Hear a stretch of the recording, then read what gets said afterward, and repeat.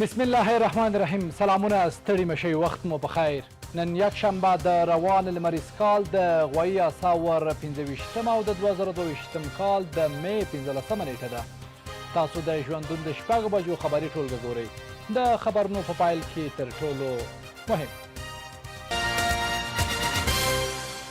د ټول شموله حکومت د غوښتنو دوام. پر افغانستان د اسلامي امارت تر ولکې ټینګولو وروسته د ټولګډون او پراخ بنسټه حکومت غوښتنې لا هم دوام لري. د نړیوالو اندېښنې.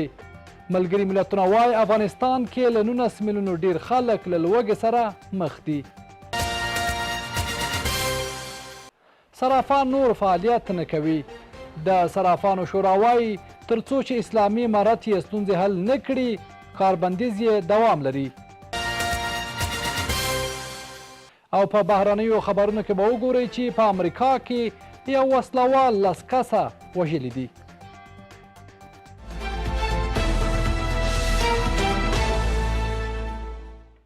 بیا هم ښه راغلاست. اوس هم بشپړ خبرونه. زه حکمت الله هوتک یم. د ټول شموله حکومت د غوښتنو دوام. پر افغانستان د اسلامي امارت تر ولکې ټینګولو وروسته د ټولګډون او پراخ بنسټه حکومت غوښتنې لا هم دوام لري. د چارو شنونکي هم وایي چې اسلامي امارت د تکراري څهرو او زورواکو په شاته کولو سره په هیواد دننه اهلو کسانو ته په خپله کابینه کې ځای ورکړي. خو اسلامي امارت بیا وایي د دوی نظام ټول شموله دی. پر افغانستان د اسلامي امارت تر ولکې ټینګولو وروسته د ټولګډون او پراخ بنسټه حکومت غوښتنه هغه څه دي چې نړۍ او هیوادونه یې په دوامداره ډول غوښتنه کوي. خو اسلامي امارت بیا ځلونه ویلي چې نړۍ له دې مسئلې د فشار په توګه استفاده کوي. د ایران ولسمشر ابراهیم رئیسي د قطر امیر شیخ تمیم بن حمد الثاني سره په وروستۍ لیدنه کې په افغانستان کې د داسې حکومت د جوړېدو غوښتنه کړې چې د ټولو قومي ډلو او سیاسي ډلو استازي پکې وي. د چارو شنونکي هم وایي چې اسلامي امارت د تکراري څهرو او زورواکو په شاته کولو سره په هیواد کې دننه اهلو کسانو ته په خپله کابینه کې ځای ورکړي. اگر قرار به باشه که بحث حکومت همه شمول مرتبط به اون نسخه باشه که خارجی ها پیشنهاد کرده بودن که بازم او را کشورها و کشورهایی که فعلا میخوان که همون مورهای سوخته که در دستگاه حکومت آقای غنی بود پس دوباره اونا را به امارت اسلامی پیشنهاد کنه و امارت اسلامی اونا را بپذیره. من فکر میکنم که حکومت همه شمول اینجا نتیجه بخش و اثر بخش نبوده، چون مردم افغانستان تجربه از در زمان حکومت آقای غنی داشتن. په ورته وخت کې کارپوهان وایي چې د اسلامي امارت حکومت پراخ بنسټه نه دی او په حکومت کې داسې څوک نشته چې په دې پوه شي چې نظام باید څه ډول وچلوي او پایداره وساتي. امارت په گفته د دې د فعلي نظام چې دی د یوه د پراخ بنسټه دی د په مفهوم سره دا دی چې یعنی د کې د ټول اقشار او اقمار د افغانستان چې دی د دې نمایندګان موجود دي. اما برعکس موږ تاسو د داخل او د بیرون نه دا ګورو د ویل کېږي چې نه دا که د قومي او د دغې لحاظ نه شمول دی، مګر دا د یو ګروپ خاص دغه دی. مثلا د مولوي صاحبانو دی د کې ټول هغه سیاسیون او تکنوکراتان او بروکراتان چې نظام جوړوي او نظام مخکې وړي هغه وجود نه لري. د دغې موضوعاتو د حل لپاره بهترینه مسله دا ده چې د شورا د علما او به ورپسې یو شورا د اجماع کلیه لویه جرګه راوغواړي، د موضوعات ورسره مطرح کړي او د ځان د دغه بنبست نه وباسي او دنیا ته هم هماغه وړاندې کړي چې ملت د افغانستان دغه رایه راکړې دغه موضوع ده او دغه مشکل نه به دوی ووځي. شنونکي وایي چې اسلامي امارت ته یو ښه فرصت په لاس ورغلی چې یو ټول شموله حکومت جوړ کړي. مساعد از به امارت اسلامی تلاش کنه که از نخبه‌های اقتصادی، کسایی که فعلا در افغانستان حضور دارن و در ابعاد مختلف در رأس‌های مختلف اینا درس خواندن، زحمت کشیدن، اینا رو به عنوان مشاور، به عنوان کادرهای نظامی، کادرهای سیاسی در دستگاه‌های مختلف حکومت اینا رو استخدام کنن. اینا میتونن که اثرگذار باشن. امیدوار هستم که یک بار دیگه امارت اسلامی تعمق داشته باشه و یک حکومتی رو بسازه که در اون حکومت آینه تمام نما به همه اقوام و اقشار مختلف جامعه باشه. در حکومت جوانای تحصیل یافته باشد، کادرهای مسلکی باشه، کسایی باشه که از اقوام مختلف، از زبانهای مختلف، از مذاهب مختلف و فعلا به افغانستان حضور داشته باشند. خو اسلامي امارت وایي چې د دوی حکومت ټول شموله دی او د هیواد هر قشر ته پکې ځای ورکړل شوی دی.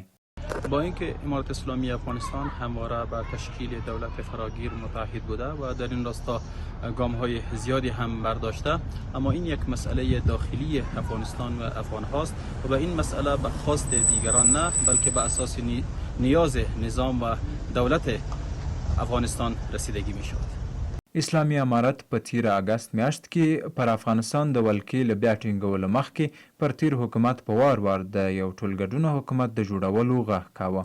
ځینو انتقاد کوونکو ویلي چې لا هم داسې حکومت نه دی جوړ شوی چې ټولې ډلې ټپلې سیاسي بهیرونه او ان ښځې پکې خپل ځان وګوري. نړیوالې ټولنې د اسلامي امارت حکومت د رسمیت پیژندلو لپاره په 4 اساسي شرطونو کې یو شرط د یو ټولګډونه حکومت جوړول وړاندې کړي دي. افغانستان کې له 19 میلیونو ډیر خلک له لوږې سره مخ دي. د ملګرو ملتونو یوه اداره وایي په افغانستان کې د روان کړکېچ له کبله د پوهنې برخه له خلکو هیره شوې ده. د کډوالو په چارو کې د ملګرو ملتونو لویه کمیشنرۍ په یو ټویټ کې ویلي دا مهال تر 19 میلیونو ډیر افغانان د لوږې له ستونزو کړېږي. دغه ادارې د بامیانو په تاجک کلي کې د هغو ماشومانو عکسونه هم خپاره کړي چې د دوی له خوا ورسره د ښوونځیو د بستو بکسونو مرسته شوې ده. صرافۍ سل له نن څخه کاري اعتصاب پیل کړ. د افغانستان د صرافانو شورا په مرکز او ولایتونو کې له ټولو صرافۍ غوښتي چې د یکشنبې په ورځ د جوازونو ترلاسه کېدو په تړاو د مرکزي بانک د شرطونو په غبرګون کې کاري اعتصاب وکړي. له دې شورا څخه په خپاره شوي پریکړه لیک کې ویل شوي چې په اوسنیو حساسو شرایطو کې د نوې طرحې په اساس د جواز ترلاسه کېدو وس نه لري. په دغه پریکړه لیک کې د صرافیو لپاره د نوي شرایط د غرب ژباړل شوي قانون یاد شوی او په خبره دغه طرحه د پخواني حکومت د عقیدتي مامورینو لخوا جوړه شوې ده. یادې شورا زیاته کړې چې دغه شرایط د صرافانو لپاره د منلو نه دي. د صرافانو شورا ویلي چې خپلې ستونزې د اسلامي امارت له اقتصادي کمیسیون سره شریکې کړي چې د ستونزو تر حل کېدو پورې به خپل کارونه بندوي. دوی همدارنګه څرګنده کړې چې دغه کار یې له اسلامي امارت سره د مخالفت په معنا نه دی. د مرکزي بانک د نویو شرطونو پر اساس به د صرافیو جواز اخیستونکي په سترو ولایتونو لکه هرات، کندهار، بلخ او کابل کې 50 میلیونه افغانۍ مالی سرچینې لري او په نورو ولایتونو کې 10 میلیونه ټاکل شوي دي. همدارنګه صرافان په مرکزي بانک ته 15 میلیونه افغانۍ د ضمانت په بڼه ورکوي. ښځې له اسلامي امارته کار غواړي. ښځې وایي اسلامي امارت دې دوی ته د کار په برخه کې سهولتونه رامنځته کړي. یو شمېر قابله پر اسلامي امارت غږ کوي چې د کار د پیدا کولو سره سره د کارونو د اسانتیاوو په برابرولو کې ورسره پوره مرسته وکړي تر څو د مور او ماشوم ژوند وژغورل شي. پر همدې مهال د اسلامي امارت استازو ښځو ته ډاډ ورکړی چې په دغه برخه کې اسلامي امارت د هر راز مرستو لپاره چمتو دی. نن په کابل کې د یوې ځانګړې غونډې پر مهال یو شمیر قابلې له اسلامي امارت څخه د هغوی د دندو پر مهال د اسانتیاو او د کار د موندلو لپاره غوښتنې وکړې. هغوی په خپلو خبرو کې ټینګار وکړ چې خپلو دندو ته ژمنې دي تر څو په خپله برخه کې پوره کار وکړي. خو د دوی غوښتنې دا وې چې اسلامي امارت د قابلې ملاتړ وکړي او د تحصیل په برخه کې د ورته زمینه برابره کړي. قابله های افغانستان داریم، میخواهیم به سهم شما برسانیم تا در زمینه دولت امارت اسلامی افغانستان، همکاران و مؤسسات ملی و المللی ما را همکاری نموده تا بتوانیم ارائه خدمات با کیفیت و خوبتری داشته باشیم. زمینه سازی برای قابله ها جهت تحصیلات عالی و انکشاف سیستم متمم قابلگی یا برجنگ قابلگی. خود اطلاعات او کلتور وزارت معین ذبیح الله مجاهد ډاډ ورکړ چې اسلامي امارت ستاسې ملاتړی دی او هر راز مرستې ته چمتو دی. وزارت محترم صحت عامه خواهان ازی هستیم که حقوق این قشر محترم را و این قشر پرکار را و ارزشمند را کما حقوقو بدهند و امارت اسلامی افغانستان هم تلاش می‌ورزد که حقوق قابله های ما محفوظ باشه. قسمی که خواهر ما پیشنهاد کردن، ما را ثبت کردیم با خود. تلاش می‌ورزیم که حقوق آنها پرداخته شود و همچنان توجه جدی صورت بگیره به تحصیلاتشان، به امتیازاتشان. د قطر سفیر په خپلو خبرو کې زیاته کړه چې موږ تل په هره برخه کې له افغانانو سره مرستې کړي او لا هم هڅه کوو چې خپلې مرستې له افغانانو سره زیاتې کړو. موږ له افغانانو سره د اوبو، تعلیم او صحت برخه کې همکاري کړې او لا هم هڅه کوو چې خپلې مرستې له افغانانو سره دوامداره وساتو. د لوړو زده کړو وزارت مرستیال له قطر هیواده مننه وکړه او ډاډ یې ورکړ چې اسلامي امارت ژمن دی او په کور دننه د ټولو هیوادوالو د پروژو ملاتړ کوي. هیله او امید به همدا وي چې نړۍ چې په دې اړه کوم تعامل لري، کوم کوښښونه او زیارونه لري، هغه د موږ د اسلامي نظام سره په شریکه د موږ په هیواد کې د هغې د تطویر لپاره کار وکړي. موږ ژمن یو چې ټول هغو اړخونو سره چې په دغه برخه کې فعال دي د دوی د فعالیتونو د پرمختګ په خاطر یوازې دا نه چې کار وکړو بلکې خپل هغه مسؤلیت او دنده به هم په دې برخه کې ادا کوو. دا لومړی ځل دی چې د اسلامي امارت پر راتګ سره د قابلې ورځې یاد غونډه د اسلامي امارت د استازو له لوري ولمانځل شوه او په دې برخه کې د مرستو ټټر یې ووهه. په جلال آباد کې ترافیکي پیښې 4 تنه ټپیان کړي. د ننګرهار د سیمه ییز روغتون ویان ګلزاد سنگر وایي نن سهار د جلال آباد ښار د 2 ناحیې اړوند په چکناوریو سیمه کې رکشا او الټو موټر ټکر کړی دی چې پکې 2 میرمنې او 2 نارینه ټپیان شوي دي او د درملنې په هدف روغتون ته وړل شوي دي. د ترافیکي اصولو نه مراعاتول، ګړندی تګ او د سړکونو خرابوالی هغه لاملونه دي چې ډیر کله ترې ترافیکي پیښې رامنځته کیږي. په فاریاب ولایت کې یوه میرمن وژل شوې. د فاریاب ولایت سیمه چارواکي د دغه ولایت په المار ولسوالۍ کې د یوې ځوانې میرمنې د وژل کېدو خبر ورکوي. د یاد ولایت د اطلاعات او کلتور ریاست رئیس مولوي شمس الله محمدي د دغه خبر په تایید سره وایي تیره شپه د فاریاب په المار ولسوالۍ کې یو تن د خپلې میرمنې خور په ډز وژلې ده. د زیاتوي چې د دغه قتل لامل له بل نامحرم کس سره د نجلۍ د ټلیفوني اړیکې درلودل و. د فاریاب د سیمه ییزو چارواکو په وینا د میرمنې قاتل له سیمې تښتېدلی او امنیتي ځواکونه یې د نیولو هڅې پیل کړي دي. په لغمان کې سلګونه نارینه او ښځینه زده کړیالانو چې د طب اړوند بېلابېلې رشتې لوستي د دولتي اسنادو لپاره ازموینه ورکړه. دوی وایي چې شته نظام دې ورته دندې ورکولو کې همکاري وکړي تر څو خپل ولس ته خدمت وکړي. د خصوصي پوهنتونونو مسؤلین وایي چې د مودو راهیسې سلګونه نارینه او ښځینه زده کړیالان ټولنې ته د خدمت په موخه وړاندې کړي دي. دا ښځینه او نارینه دلته په لغمان کې په دې موخه راټول شوي چې د طب اړوند بېلابېلې رشتې لوستلي او د 2 خصوصي پوهنتونونو فارغ شوي، خو دلته نن د دولتي اسنادو ترلاسه کولو په موخه ازموینه ورکوي چې هغه اسناد هم ترلاسه کړي چې په راتلونکي کې د دندې اخیستلو پر مهال له ستونزو سره مخ نه شي. زده کړیالانې وایي په ډېرو ستونزو یې لوړې زده کړې کړي او د هرې ستونزې سره یې مبارزه کړې. دوی له شته نظام غواړي چې ښځینو ته دې په دولت کې ونډه ورکړل شي. دا زده کړیالانې وایي که د دندو چانس ورکړل شي دې ته چمتو دي چې د هیواد په هره سیمه کې د هیوادوالو خدمت وکړي. او ښځو ته د په هر ځای کې ونډه ورکړل شي او که چیرې موږ ته زموږ په خپله رشته کې په هر ولایت کې هر ولسوالۍ کې د وظیفې کولو اجازه راکړل شي یا موږ هغه شو نو موږ په لیوالتیا سره غواړو خپل وطنوالو ته په هر ځای کې چې اوسېږي خدمت وکړو. څوک لیاقت ولري، د استعداد ولري. افغانستان د یوازې لغمان زموږ ولایت نه ده، په د افغانستان په هر کونج کې په هر ځای کې چې بیا که چېرته ضرورت اوسي د نورو ولایتونو کې ولسوالیو کې یا په نورو ولایتونو کې کولی شو هلته هم وظیفه اجرا کړو، نو انشاءالله موږ توانایي لرو. یا د امتحان کې چې نارینه هم ونډه لرله وایي چې د هیواد په هره سیمه کې که ورته د دندې چانس ورکړل شي په پوره ایماندارۍ او وړتیا به ورکړی مسؤلیت ترسره کړي. نو په دوم سمستر کې چې دا موږ عملي زده کړې شروع کړي دي او دا فارغ سلو اوس هم سیتاج دوره 3 میاشتې هغه مو کړه. په لغمان سیتامه کې هم او په شیخ محمد حسین کلینیک کې هم عملي زده کړې کړي. ولې نه، دا خو زموږ خپل هیواد دی. که د هیواد په هره سیمه کې، که په نورستان کې، بدخشان کې، غور کې بادغیس کې هر ولایت کې مثلا وظیفه موږ ته پیدا شي موږ وظیفو کې خپل هېواد کې خدمت وکړو. د خصوصي پوهنتون مسؤلین وایي چې د کلونو راپدې خو سلګونه نارینه او ښځینه زده کړیالان ټولنې ته د خدمت په موخه وړاندې کړي. کوم محصلین ورونه او خویندې چې د مختلفو څانګو څخه مثلا د فارمیسي څخه ټکنالوژي څخه پروتز څخه قابلګي څخه انستیزي څخه او همدارنګه د نرسنګ له څانګو څخه فارغ شوي وو نن د هغوی د دولتي ارزیابۍ ورځ وه. د شفا د روغتیایي علومو د خصوصي انسټیټیوټ په واسطه په طول د دومره وخت کې تقریبا خواوشا 1500 ذکور اناس محصلین دا فارغ شوي وو.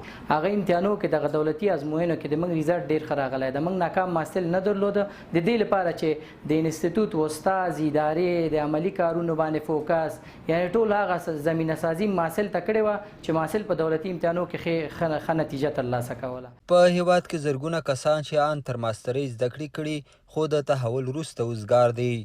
عام ولسونه له اسلامي امارت غواړي چې تعلیم لرونکو وګړو ته د پښتو نظام کې برخه ورکړي چې دې هیواد ته خدمت وکړي. میرویس انتظار، ژوندون راډیو تلویزیون، لغمان. کندهار کې د مچیو د عسلو تولید د ودې په حال کې دی. په کندهار کې د مچیو فارم لرونکي وایي له مچیو د عسل د تولید په برخه کې کاروبار د تیر په پرتله ښه رونق موندلی. په کندهار ښار کې د مچیو د فارم مسؤلین وایي د عسلو لپاره یې په کور دننه او ګاونډیو هیوادونو کې نسبي بازار شته، خو له حکومت څخه په دې برخه کې د لا زیات همکارۍ غوښتنه کوي. نورحال په چمتو شوي راپور کې.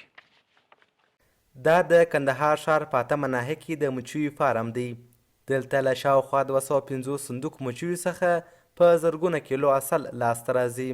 د دغه فارم مسؤلین وایي د دوی له لوري تولید شوي عسل پر ګاونډي ولایتونو سربیره ان ګاونډي ملکونو ته هم صادریږي. په دغه فارم کې په کال کې 2 یا 3 ځلې له مچیو عسل ایستل کیږي. مو په کال په هر سیزن کې 3 وار 2 واره عسل کش کوو. کال آباد بارانونه ډېرې کال آباد عسل ډېر کوي که کال آباد نه عسل به نه کوي. د مچیو د عسل پر دې سربیره چې د بېلابېلو انساني ناروغیو د درملنې لپاره ګټور دي، زیات خلک یې د قوت لپاره هم استعمالوي او ان د نورو نباتاتو لپاره هم د بېلابېلو امراضو په له منځه وړلو کې ګټور تمامیږي. د فارم یو تن مسؤل حمید الله عبید له کندهار ژوندون سره په خبرې کې وویل چې په دې فارم کې د 2 میاشتو په جریان کې د شاوخوا 250 صندوق مچیو څخه د 2500 په شاوخوا کې عسل لاسته راځي. 2200 کیلو عسل لاسته راوړي، هغه هم د 2 میاشتو په جریان کې. بیا د دې ځای څخه ځي غزني ته هلته د ریحان عسل باسي، بیا د هغه ځای څخه د 2 میاشتو بعد ځي پاکستان ته ځي، په هغه کې ولاکې ته د بیرې عسل باسي. 2 میاشتې وروسته د هغه ځای څخه ځي د غره په لمنو کې د غره د بوټ عسل لاسته راوړي چې دا بیا د نسته باد و برېښت لپاره ګټمن دي زیات. نو که چیرې د دوی ته زمینه برابره سي، فکر کوم انشاءالله چې د 300 صندوق څخه به 2 چنده دغه راوړي لاسته، بیا موږ په خپل کندهار افغانستان کې بیا ځای.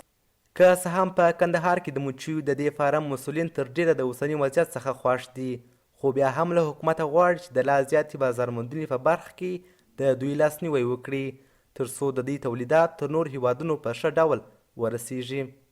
خالد لطفي، ژوندون تلویزیون، کندهار. د افغانیو په وړاندې د ډالرو پورته کېدل. په افغانستان کې د صرافیو بندېدو سره هممهاله په هیواد کې د افغانیو پر وړاندې د ډالرو بیه پورته شوې ده. اوس مهال یو امریکایي ډالر په 90 افغانۍ تبادله کیږي.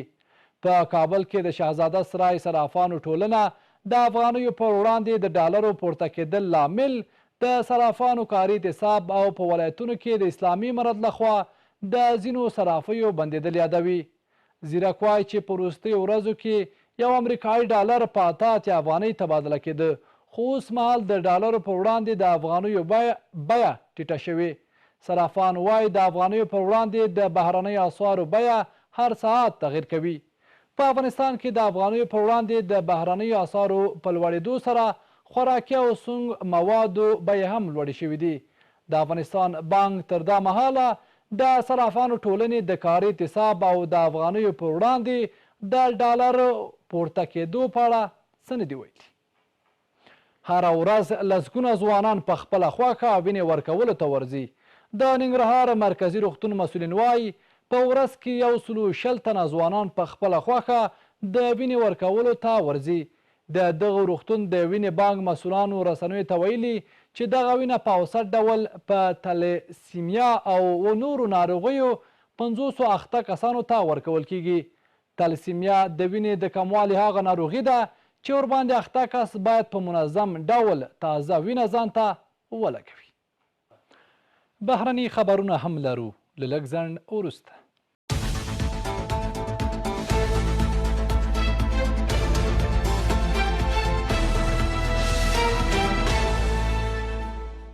په امریکا کې یو وسلوال 10 کسه وژلي دي. دا راپورونه له مخې دغه پیښه په نیویارک ښار کې د ټاپ په نامه په یو پلورنځي کې رامنځته شوې ده. ځایي امنیتي سرچینو ویلي چې وسلوال کس نظامي جامې اغوستې وې، زرې پر تن وه او پر خلکو یې ډزې پیل کړي دي. داسې راپورونه هم شته چې یاد کس د برید دغه صحنه په ټولنیزو رسنیو کې په ژوندۍ بڼه خپروله. بریدګر نیول شوی دی، خو پولیس وایي د پیښې په اړه پلټنې ترې کوي او ډېر احتمال شته چې د دې پیښې اصلي لامل د بریدګر نژاد پرستانه احساسات وي. په شمالي وزیرستان کې د ځانمرګي برید له امله 3 پاکستاني پوځیان وژل شوي دي. دغه ځانمرګي برید د میرانشاه اړوند په ایدک کلي کې د پاکستان پوځ د ګزمې پر موټر شوی دی. د چارواکو د معلوماتو په اساس په دغه چاودنه کې 3 ماشومان هم وژل شوي دي. د پاکستان صدر اعظم شهباز شریف د پاکستان پوځیانو د وژل کېدو په اړه خواشیني ښودلې ده. هغه ویلي دی چې د خپلو سرتیرو د وینې غچ به اخلي او ټینګار یې کړی چې د تروریزم ریښې به باسي. بلخوا د امریکا غږ ډیوې څانګې د ځینو سرچینو له قوله ویلي چې پوځیانو دغه برید کې 4 پاکستاني هم دي. ناټو کې د فنلند د غړیتوب هڅه تېروتنه ده. د روسیې ولسمشر ولادیمیر پوتین د فنلند ولسمشر ساولی نینسو ته ویلي په ناټو کې د فنلند د غړیتوب هڅه یوه اشتباه ده. د کرملین اعلامیې له مخې په هغو ټلیفوني خبرو کې چې دواړو مشرانو کړي، ولسمشر پوتین ویلي چې روسیه فنلند ته کوم ګواښ نه پیښوي. د فنلند ولسمشر دفتر وایي ولسمشر نینستو د ټلیفوني خبرې د دې لپاره تنظیمي کړې وې چې په ناټو کې د خپل هیواد د غړیتوب د پلان په اړه توضیحات ورکړي. د فنلند ترڅنګ سویډن هم پر اوکراین د روسیې د یرغل په نتیجه کې د اندېښنو په دوام په ناټو کې د غړیتوب غوښتنه کړې ده. اوس هم د کابل په بازارونو کې د افغانیو پر وړاندې د خارجي اسعارو بیې.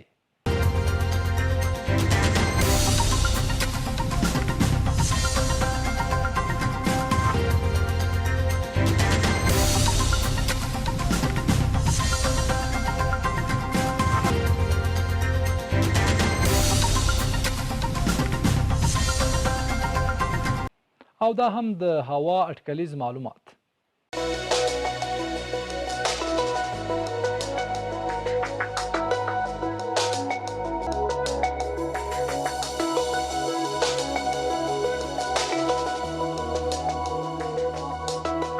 له ټولو خبري او تخنیکي همکارانو څخه په مننې د ژوندون د نن ورځې خبري ټولګه همدلته پای ته رسیږي. تر بیا مو په لوی رب سپارم. ښې چلند.